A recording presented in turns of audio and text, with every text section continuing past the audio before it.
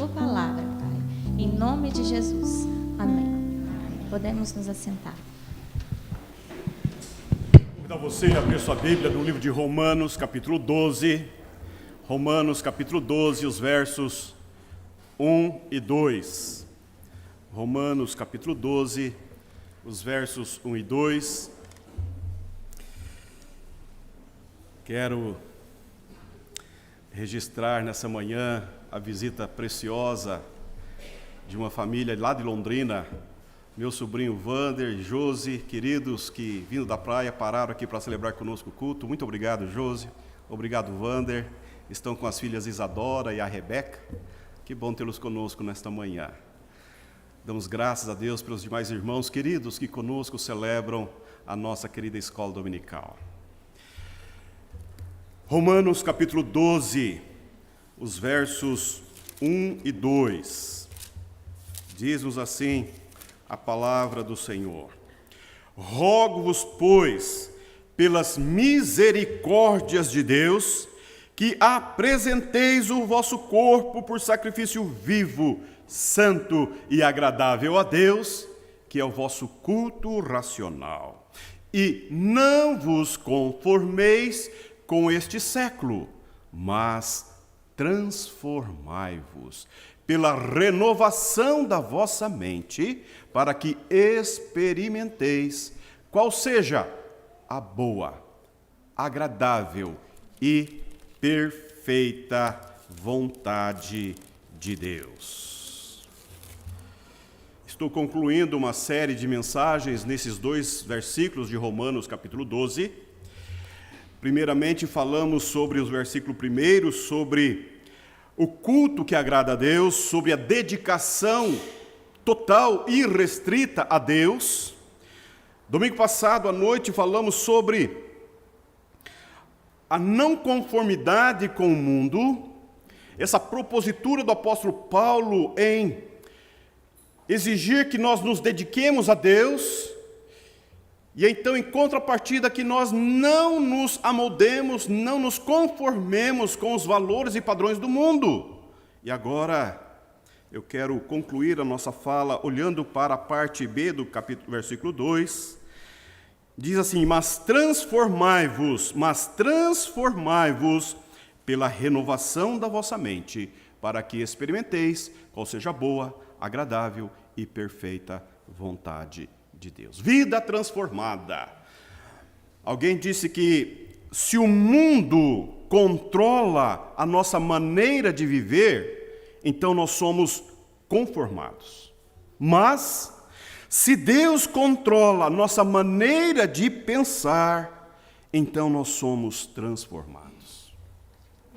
O apóstolo Paulo está fazendo uma transição nesse capítulo 12, depois de ele falar de toda a obra de Deus realizada em Cristo Jesus, e ele aprofundar temas muito caros a nós, acerca da doutrina da salvação. Ele fala da natureza do pecado, ele coloca todos como pecadores, e ele vai falar então da necessidade que todo ser humano tem de ser tocado pela graça de Deus. Ele fala da obra do Espírito regenerador, ele fala da obra do Cristo justificador, fala da obra de Cristo que justificou, que pagou o preço na cruz.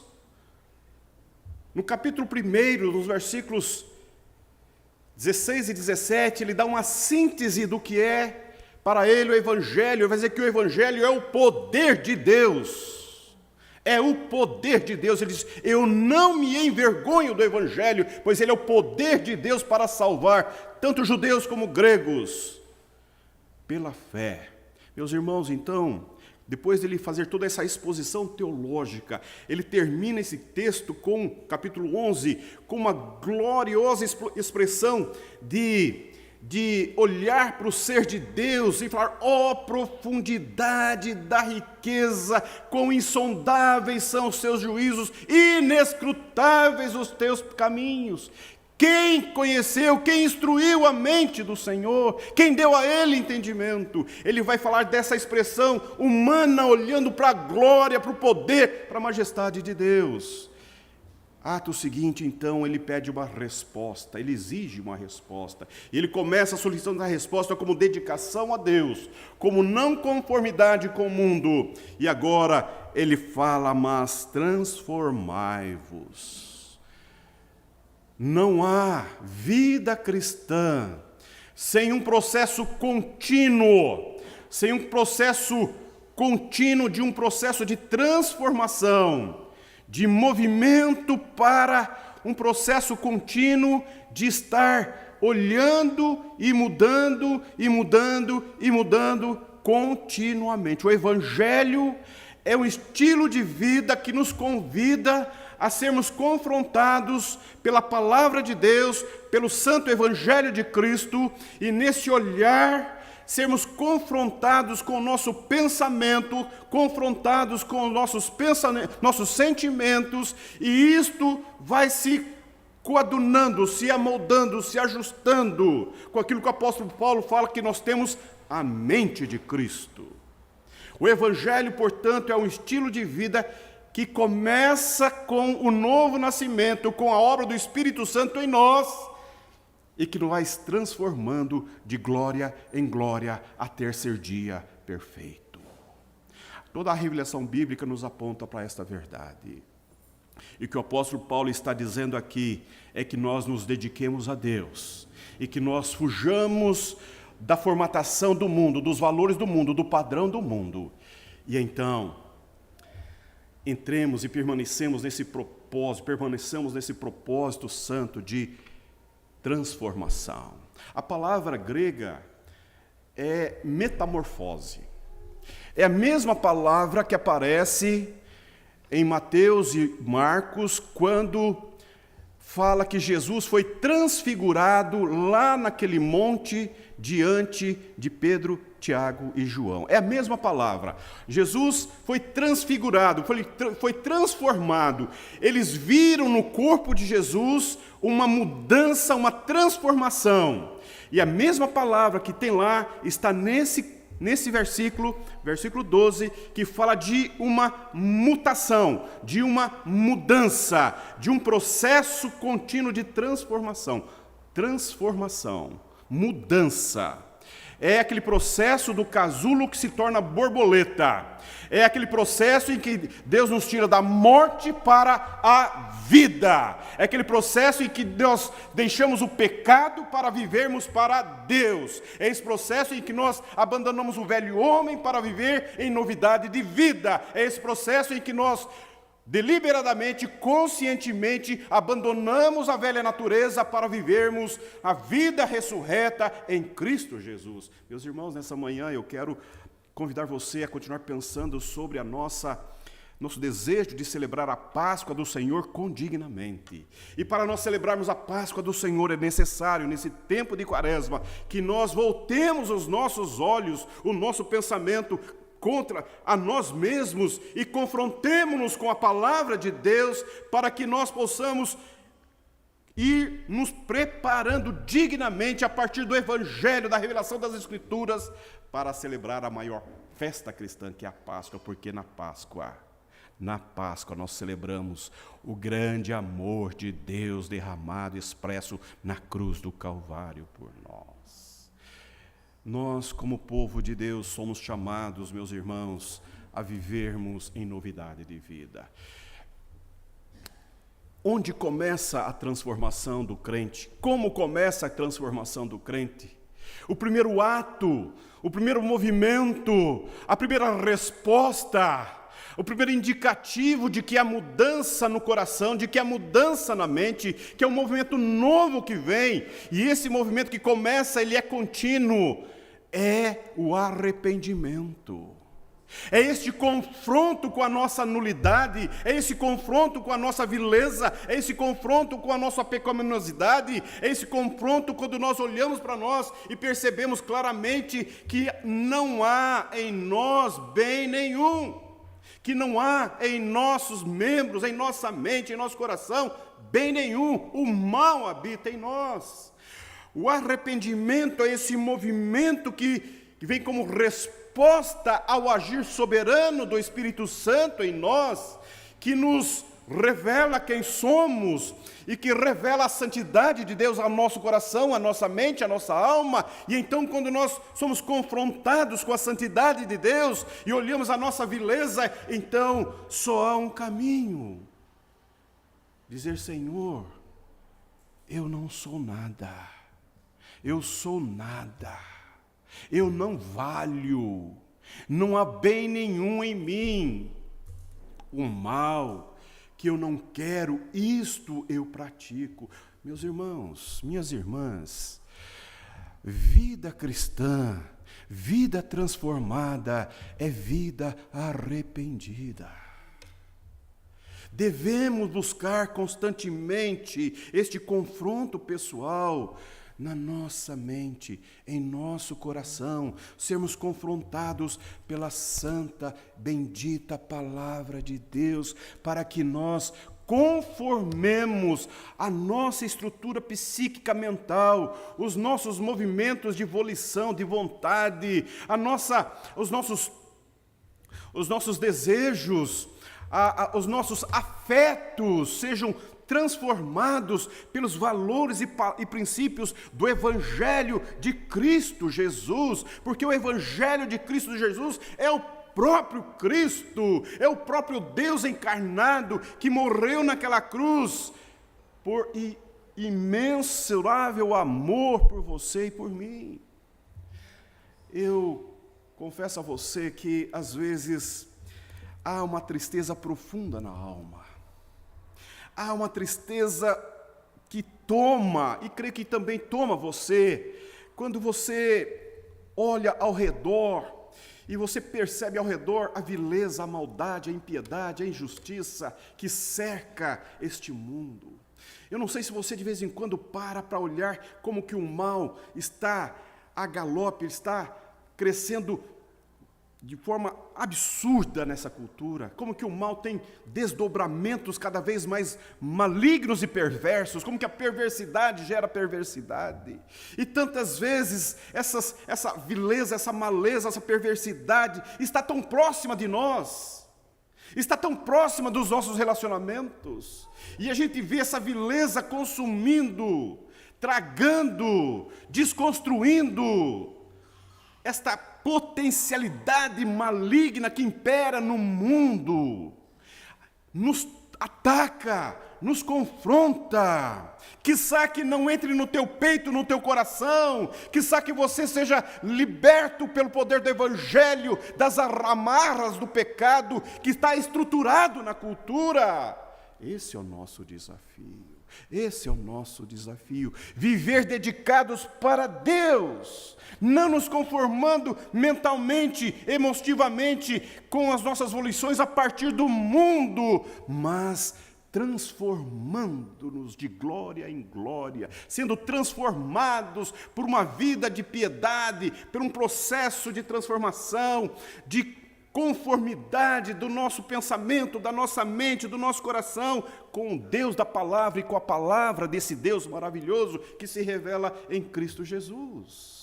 O que é a Páscoa se não é a grande demonstração dessa santidade amorosa que abarca o pecado do ser humano e dá um preço alto na cruz do Calvário, e Deus o tira das amarras da morte e o coloca para a vida, e assim como Jesus morreu pelos nossos pecados, nós morremos para o pecado, e porque Ele foi ressurreto, nós ressurgimos para uma nova vida, fomos batizados na morte e também na ressurreição de Cristo. Somos chamados para viver em novidade de vida. Eu preciso trazer essa palavra ao seu coração, meu irmão, porque você não pode, a sua vida é preciosa demais.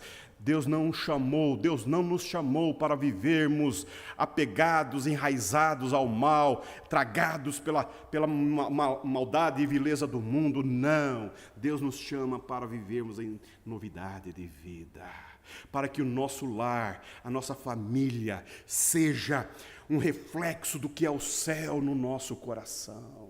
para que os nossos relacionamentos familiares, para que os nossos relacionamentos como povo de Deus se tornem cada vez mais vinculados no amor de Cristo, em novidade de vida, dando respostas santas ao mal, ao pecado, não coadunando, não transigindo, não sendo tragado no pensamento e no comportamento interno e externo, pelo pecado, pelo mal, mas sendo transformado, renovado de glória em glória, dia em dia. Esse é o grande desafio da vida cristã. Hoje, eu estou diferente de ontem. Os pecados que eu cometi ontem, eu já os confessei. E hoje eu vou lutar contra eles. Esses não me pegam mais. Eu quero é Deus na minha vida. Isso faz uma diferença. Quando você conscientemente percebe a sua mente sendo instigada pelo mal, quando você percebe que o coração está azedando sentimentos, movimentos, e você fala, não, eu quero viver para a glória de Deus, eu quero viver para Deus, eu quero viver vida reta, vida simples, vida justa, vida para Deus. É isso que o apóstolo Paulo está falando. E ele fala de renovação da mente. Mas transformai-vos pela renovação da vossa mente. Há algo que o cristão tem que o mundo não tem. Há algo que vem do céu na vida do novo, daquele que nasceu de novo, que o pecador morto em seus pecados não tem. Há algo precioso que habita em nós, que não está no mundo, que é o poder do Espírito Santo que habita em nós. E o Espírito Santo de Deus, Ele nos chama, Ele nos reclama, Ele tem ciúmes de nós, como diz o apóstolo Pedro, para vivermos, e Ele potencializa a nossa mente, e Ele potencializa os nossos pensamentos, e Ele potencializa os nossos sentimentos, e Ele nos faz lembrar da palavra de Deus, e Ele nos ensina, e Ele nos atua na nossa consciência, ou seja, há um poder do céu que habita na vida do crente, que está disponível, que está movendo, que está junto, coadunando com você, atuando na tua volição, atuando no teu coração, atuando na tua mente, para que você tenha vida nova, vida renovada, vida transformada, renovação da mente. O apóstolo Paulo vai dizer numa carta que ele escreve da prisão para orientar uma igreja que lembrou-se dele. A parte final dessa epístola, Filipenses 4:8. Filipenses 4:8, o apóstolo Paulo vai dizer àquela igreja: finalmente, irmãos, tudo o que é verdadeiro, tudo o que é respeitável, tudo o que é justo, tudo o que é puro, tudo o que é amável, tudo o que é de boa fama, se alguma virtude há, e se algum louvor existe, seja isso que ocupe o vosso pensamento. Que orientação fantástica Deus nos dá nessa manhã, para que o nosso pensamento seja renovado, para que a nossa mente seja disciplinada, corretamente voltada para aquilo que é puro, santo, reto e justo. Nesta manhã eu quero deixar esse desafio ao seu coração, à sua mente, e oxalá você realmente possa assumir pessoalmente, continuar assumindo isso pessoalmente diário, de viver em novidade de vida cada dia. E aí eu quero dizer uma coisa para você: Deus comunica a vontade dele pela santa palavra. Cremos assim. A palavra revela-nos a vontade de Deus. Há de se ter uma disciplina diária de leitura, de confronto da nossa vida com a palavra de Deus. A oração é o veículo, é o canal que Deus abriu do céu à terra para que nós possamos colocar-nos, falar diretamente com Ele, porque a Trindade está completamente envolvida quando um crente se ajoelha para orar. É Deus Pai que recebe a nossa oração, é pela obra de Cristo que Ele nos aceita na oração, e é pelo poder do Espírito que nós oramos e nós escancaramos a nossa vida diante de Deus. A Trindade está envolvida nesse processo santo da oração. Você não fala apenas consigo, você não precisa falar com o mundo, você não precisa falar com o seu cônjuge, fale com Deus diretamente através da oração. Mas eu quero dizer também para você, papai, olha você, maridão, presta atenção, mulher. Olha o que o seu cônjuge fala para você, presta atenção. Presta atenção naquilo que o seu marido, que a sua esposa vem falando sobre você, para você. Olha, as pessoas que mais sofrem você, que mais amam você, que mais convivem com você, elas nos conhecem mais. Preste atenção. Presta atenção no que Deus está falando para você no teu casamento. Presta atenção no que o teu irmão fala para você, o que teu filho fala para você, o que teu pai, o que tua mãe fala para você. Às vezes, nós desconsideramos pessoas mais próximas de nós, como se elas não entendem, não compreendam, não sabem o que se passa conosco. Balela, conversa. Preste atenção. As nossas mudanças começam dentro de casa, no nosso casamento, na nossa relação afetiva, no nosso trato, no nosso cuidado, no nosso olhar. É aí que as mudanças são de fato perceptíveis, transformadoras, renovadoras, e temos vida na vida dentro de casa. Concluindo, Davi no Salmo 51, ele ora assim: cria em mim, ó Deus, um coração puro, e renova dentro de mim um espírito inabalável. Que Deus abençoe você nesta manhã. Que Deus abençoe-nos nesta manhã.